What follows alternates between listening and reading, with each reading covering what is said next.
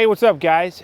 This video is all about this hip cap that you see right behind me. This is a standing seam, or in this case, we're using a snap lock standing seam metal. It's a little bit different, but the same concept, and it's gonna give you a fastener-free system, which means zero chance for leaks if done properly. So I'm gonna take you through the process, show you how I did this hip detail right here, and if you like it, make sure you think about hitting that thumbs up. If you want to see more of these details down the road, hit that subscribe button so you don't miss out on that, and I greatly appreciate it, but let's get into it. This is a standing seam metal roof, which means that there's no fasteners that are going to be visible in the end product. So everything is going to be covered, hidden, tucked away, and leak free. So that is the reason a standing seam roof is usually a lot more money than a fastener, like an exposed fastener roof. A lot of typical ag or barn metal roofs, I guess I would say. Now the problem with a standing seam roof is it adds a ton of labor. So if I was doing an exposed fastener hip, I would literally set my hip cap on here and I'd screw right through it into the ribs.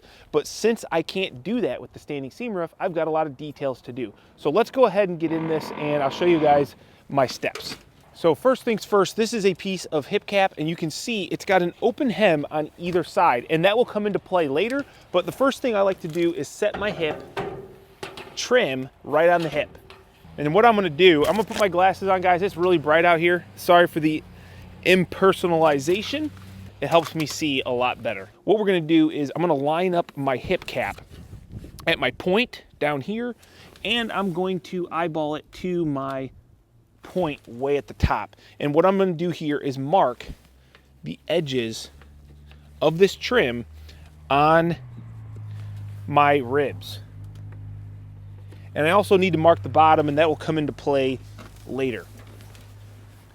Now it's important that you don't move this, that you keep it right where it is. And I'm going to reach out here before I get my metal walking boots, my magnetic cougar paws. Now you'll notice some of these panels I've still got the plastic on. That's just to protect it while I'm working, but that will come off very soon. All right, so before I put my boots on, what I'm gonna do is I'm gonna go get my metal filler strips cut up. Now, what those look like, all it is a simple Z flash. So you can see why they call it a Z flash. Looks like the letter Z. And this is actually going to get screwed down in between each panel, and is what, remember we talked about that open hem on the underside of this trim? That is actually going to lock on to this edge here. So I'll show you how that works, but really what I need to do first is get a dimension of what I'm going to cut those at. So I'm going to use the marks that I made on my ribs, and 22.5 is a tight dimension. Now I already know, because I've done this, you don't want to cut these pieces of trim tight. You want to leave yourself a little bit of space, and that will come into play later, but it has to do with the double butyl tape that we'll use to seal everything up. So let's go ahead. I'm going to go cut all of these pieces of trim. That way when I come back, put my magnetic metal boots for getting up on the roof safely, I don't have to take them on and off. I'm going to go cut them. I'll be right back. So I got my trims cut. These are the pieces that are going to go in here. And that hem, see this hem right here? It's gonna lock right over top of it. Let's go ahead and get this plastic off of these panels.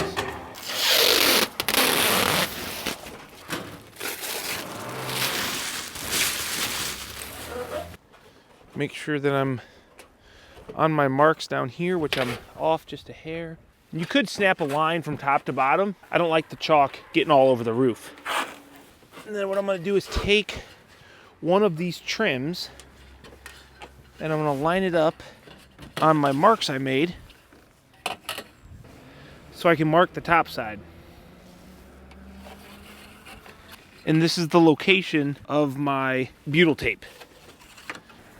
And you can see it's about a consistent 1 inch, so I could probably just do it by eyeball, but for the sake of the video, I'm going to go ahead and I'm going to mark each one of these. Now I'm going to take my double butyl tape here and I'm going to run it just on the low side of that line, and that is where my trims will compress to. And now you maybe are noticing why I wouldn't cut those trims to go perfectly tight in between the panels. This double butyl tape is about 3/16 thick, but the thing with the butyl tape is compression is what really makes it do its job. Once we get our screws in, the seal will be really nice. We're gonna line up our top, line up our bottom, then we're gonna screw right through that butyl tape. It's important to screw through the butyl tape because you want your fastener to be surrounded by that sealant so that your hole is where your screw went in is nice and weather tight. And also the compression on that butyl tape is what's going to make it do its job. And it really doesn't matter, I suppose, but I like to work from the bottom up, overlapping my joints. And there's really no exact reason other than I feel like it makes it easier to slide my hip cap on later. And maybe you'll see what I'm talking about. One thing you'll notice is these tabs that I bend around. So that's to help with any potential wind-driven rain that's coming up. The butyl tape is being contacted by it.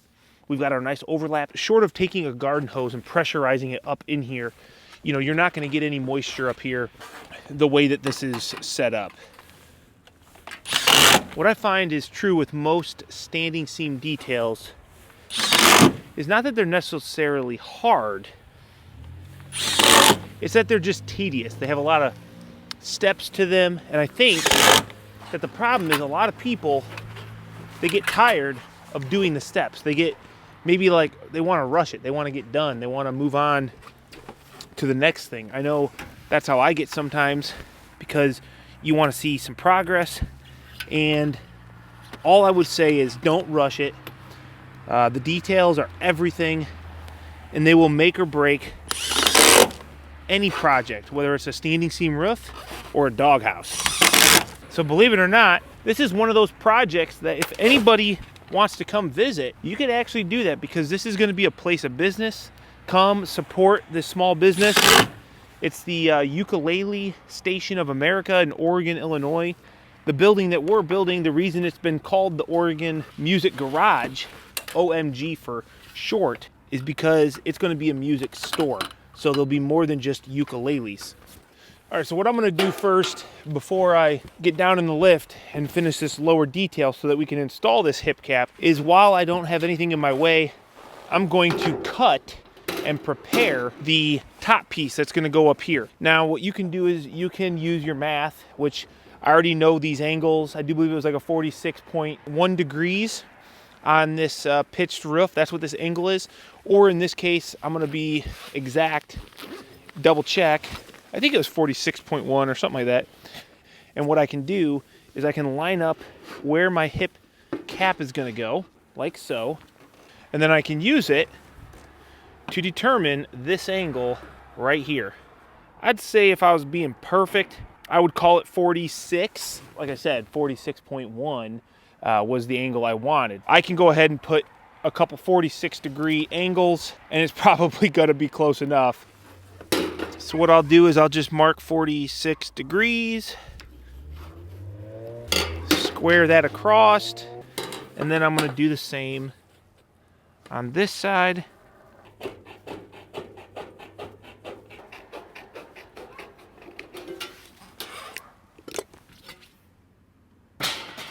Nice. I like it. Everything looks good. I'm going to take this and I'm going to do like a 1/4 inch bend up. And all that's going to do is give me a nice surface, because I'm going to put some caulk sealant back in here.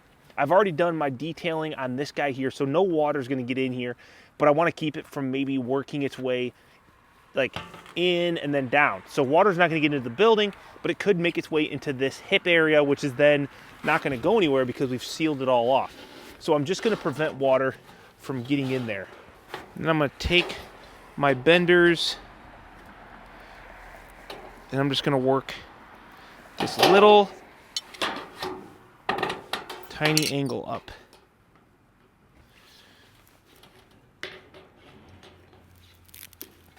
Just going to check that real quick.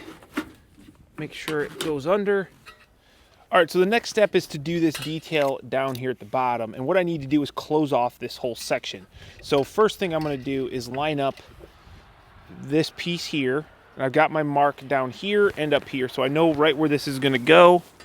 Now, this can be done a couple different ways, but I found that by doing it in one piece, because of this compound angle, you've got, when you try to miter around an angled miter, right? It doesn't lay as nice. So I'm gonna go ahead and do this in a couple different pieces. First, I'm gonna lay this down. I'm gonna mark right where this is. And it doesn't have to be, we're not looking for perfect because we actually have a little bit of wiggle room, but obviously you want it to be as good as possible.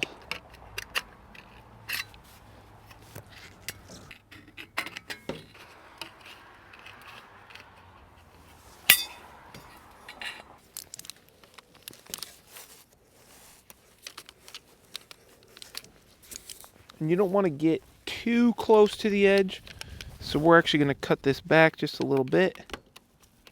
It'll help it be less visible.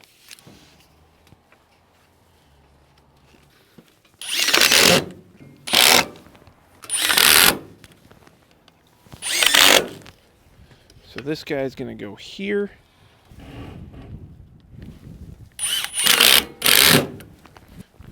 It is almost impossible to get this to lay perfectly flat, at least with my skill level. I'm sure it's doable.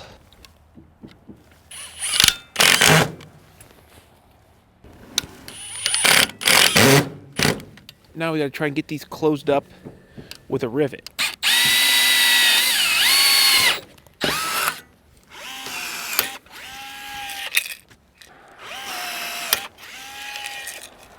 But now it's time to put the cap, hip cap on.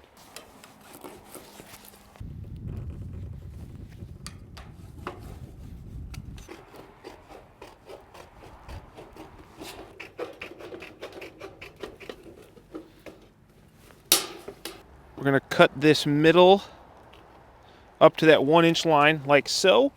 And then we also need to get rid of those pesky hems on the underside because they become a pain when you want to bend this over. What I need to do is open this hem up and I need to just take it off. Okay? Get it out of here. And I'm going just a little bit bigger than my 1 inch. Now what we need to do is we need to bend over this hem that we're making here on the point. So I'm going to take my benders. Actually, we're going to use this other pair because they're a little bit bigger. Okay, we're just going to get that bend started. So we got a nice crisp line, and then I'm going to use these guys because they do a better job, in my opinion, of making a nice crisp line. I'm just going to work this bend over like so. We actually forgot to cut this off. No big deal. I always stay just off my line because the metal never bends exactly where you want it. Not thicker gauge metal anyway. These are all 26 or 24 gauge trims, I believe.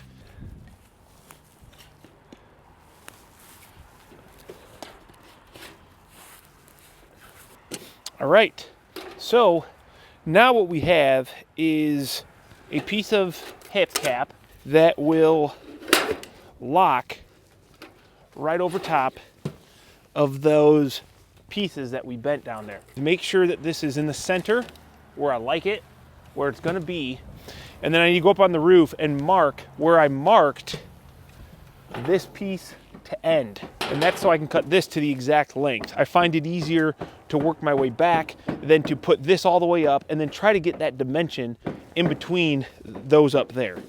Now where those marks are, I'm gonna mark up 6 inches. And that is what I'm gonna cut this one down. That way I've got a nice 6-inch overlap.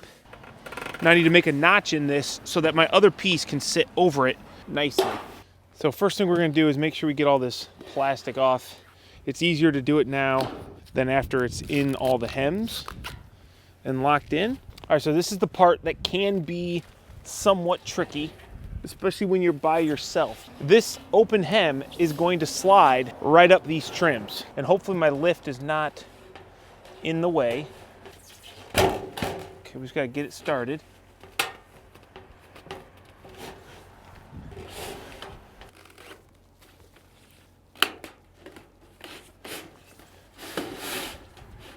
Now that I got it started, I'll go up here on the roof and kind of just keep working it up.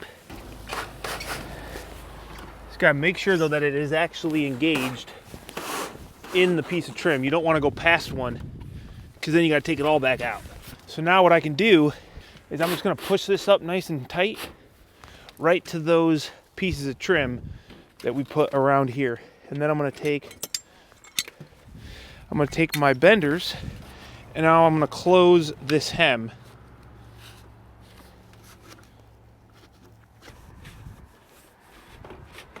There you go. Now how about that? So that's now locked in there nice and tight. Now the hardest part, in my opinion, is getting that top piece on, and I've learned a couple tricks along the way, so let me show you.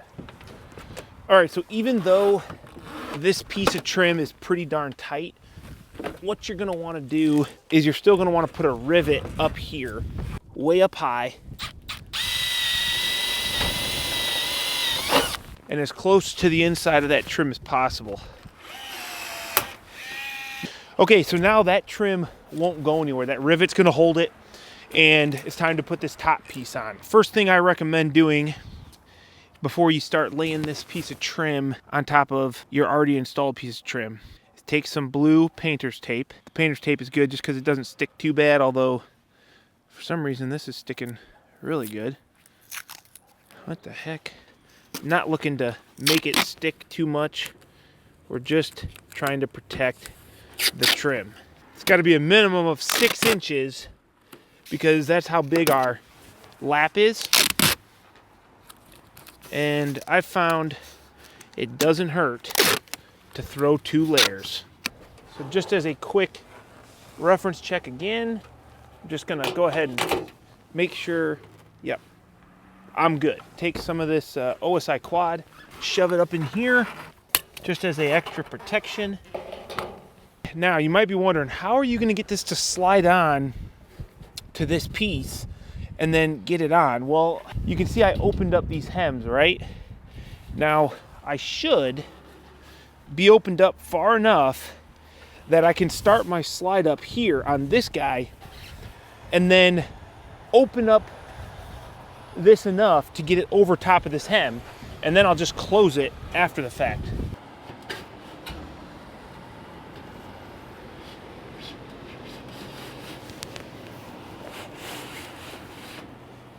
Now this only gets harder because this piece is going to want to get closer to the roof as it goes.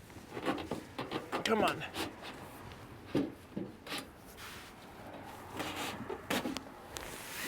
So I just like to take my hands, try to, let's do this, even though my hands are freezing. It's very delicate here.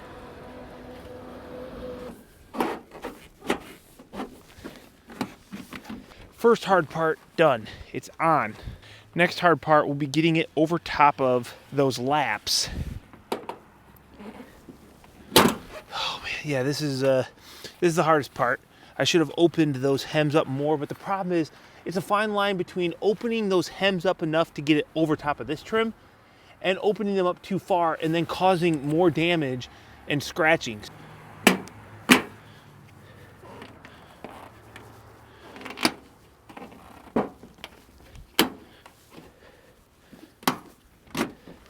Okay, one side down.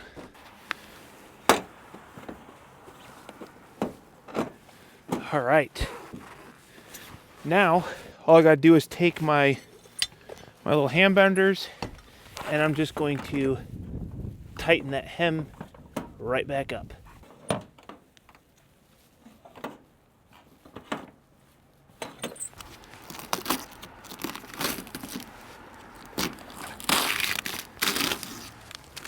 And there you go.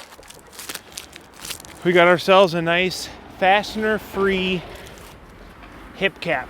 It's going to be nice and waterproof. It's never coming off. It's never coming off. Well, that's all for this video, guys. I hope you enjoyed it. I hope you learned something. I hope you're able to apply this later on down the road, whether it's on a personal project for your business or whatever. The point of the video is just to share what I know. It doesn't mean that it's the only way. So if you have a great way of doing this process, if you know a good video or content that I could consume to get better, I'm all ears, and I would love to know that, as well as probably the other people that are watching this video. So drop that down below in a comment if you have it. If you like the video, make sure you hit that thumbs up for me. I greatly appreciate it. And if you want to see more of these types of videos, make sure you're subscribed and you got that bell notification turned on so you don't miss any of the videos. The building behind us is the Oregon Music Garage. It's a retail space here in Oregon, Illinois. And if you want to come look at it, you could do that. It's probably very searchable on the internet. Maybe I'll put a link down below in the description, and come support some small business, my customer, maybe buy a ukulele or I don't know, any string instrument. So that's what this building is going to be used for. Retail space for a music store. Pretty darn cool. And I'm gonna go ahead and get out of here. I'm freezing cold. That's my last detail on the building, on this exterior. So it's just an all in general, a great day. It's Friday, and I'm gonna get out of here. So you guys have a good one. Thanks a lot. We'll talk to you later.